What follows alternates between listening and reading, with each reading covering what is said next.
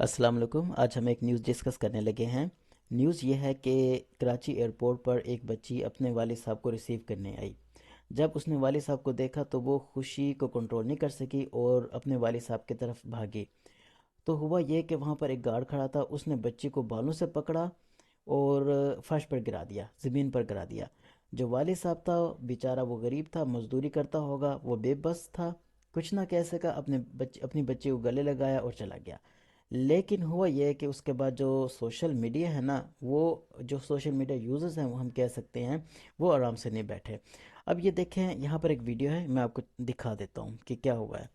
یہاں پر دیکھیں، ایک بچی ہے، یہ دیکھیں کس طرح سے اس کے بال کھینچے اسے فرش پر گرا دیا۔ 7 8 سال کی بچی ہے۔ استغفر اللہ!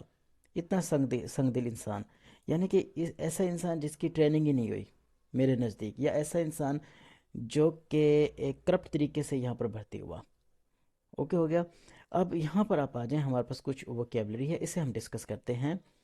Social media users including former national cricket team captain Shahid Afridi.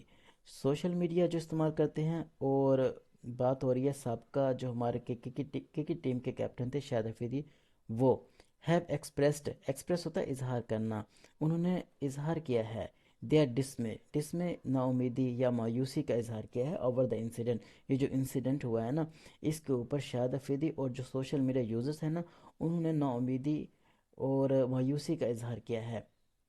Afridi ان اے ٹویٹ، اب افریدی نے ٹویٹ کیا، ایکسپریس اظہار کیا، ہز ڈیپ سورو گہرے دکھ کا اظہار کیا ہے، mentioning that the innocent girl ran towards her father for the first time. Mention یعنی کہ ذکر کرنا، یعنی کہ ایک معصوم بچی کا ذکر کیا جو کہ اپنے والد صاحب کی طرف دوڑی۔